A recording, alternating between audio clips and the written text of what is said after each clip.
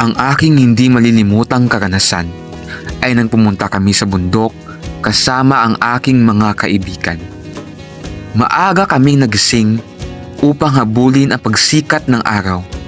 Habang paakyat kami, dama ko ang malamig ng simoy ng hangin at ang pagod sa bawat hakbang. Ngunit napalitan ito ng tawanan at kwentuhan.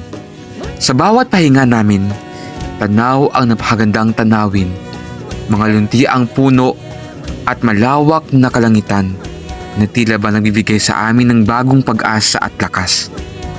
Pagdating namin sa tuktok, sabay-sabay kaming namangha sa ganda ng paligid. Doon ko napagtanto na mas masaya pala magtagumpay kapag kasama mo ang mga taong mahalaga sa iyo. Hindi man naging madali ang pag-akyat, naging makabuluhan ito dahil sa samahan, pagtutulungan at alaala na nabuo namin. Hanggang ngayon, tuwing naalala ko ang araw na iyon, napapangiti ako dahil sa iyon, sa mga karanasang hindi ko malilimutan.